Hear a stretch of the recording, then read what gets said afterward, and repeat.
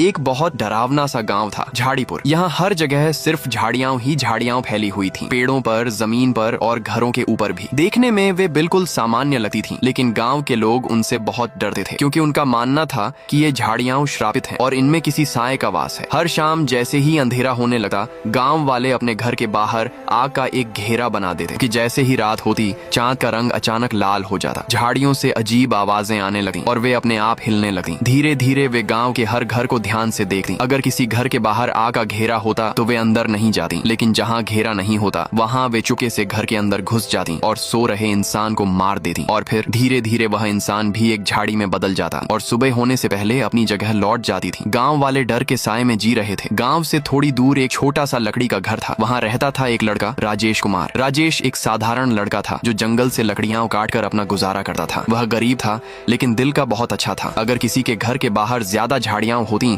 तो राजेश बिना पूछे उन्हें साफ कर देता। लोग उसकी मदद देकर उसे पैसे देते, लेकिन राजेश वे पैसे भी किसी गरीब को दे देता। उसे बस दूसरों की मदद करके सुकून मिलता था, लेकिन उसकी यही अच्छाई उसकी मौत का कारण बनने वाली थी। एक शाम राजेश गांव में घूम रहा था। उसकी नजर चारों तरफ फैली झाड़ियों पर पड़ी। यार, ये गांव इतना गंदा क्यों है? ये लोग सफाई नहीं करते क्या? उसने अपनी कुल्हाड़ी उठाई और झाड़ियों को काटना शुरू कर दिया। धीरे धीरे उसने आधा गांव साफ कर दिया। तभी एक आदमी ने उसे देख लिया। अरे लड़के, तुझे मरना है क्या? राजेश बोला। मैं तो बस तुम्हारे गांव को साफ कर रहा हूँ। वह आदमी समझ गया कि राजेश नया है। उसने धीरे से कहा, अभी सब छोड़ और सीधा घर जा, और याद रख, रात को कोई भी आवाज दे बाहर मत निकलना। राजेश चुपचाप घर लौट गया और सो गया। आधी रात हो चुकी थी, चांद लाल हो गया था और झाड़ियों में जान आ चुकी थी। धीरे धीरे झाड़ियां चलती हुई राजेश के घर के बाहर आई और एक आवाज आई, बेटा राजेश, बाहर आओ, मुझे तुमसे बात करनी है। राजेश डर के मारे बाहर निकला। उसने देखा एक झाड़ी धीरे धीरे इंसान में बदल रही है। वह एक अजीब सा आदमी था जो पेड़ जैसा लग रहा था। उसने कहा, मैं तुम्हें एक काम देता हूँ, उसे ध्यान से करना। राजेश समझ गया, मना किया तो मरेगा, इसलिए उसने हाँ कर दी। तब उस आत्मा ने अपनी कहानी सुनाई। कुछ साल पहले यह गांव बहुत सुंदर और साफ था। लोग खुशी से रहते थे। हर जगह हरे भरे पेड़ थे और उन पेड़ों का ख्याल रखता था मैं, मोहन काका। मैं एक माली था, पेड़ों से बहुत प्यार करता था। हर रोज उन्हें पानी देता, नए पेड़ लगाता और गांव वालों से कहता, कल को अगर मैं न रहूं तो इन पेड़ों का ध्यान रखना। वे हाँ में सिर हिला देते और मुझे लगता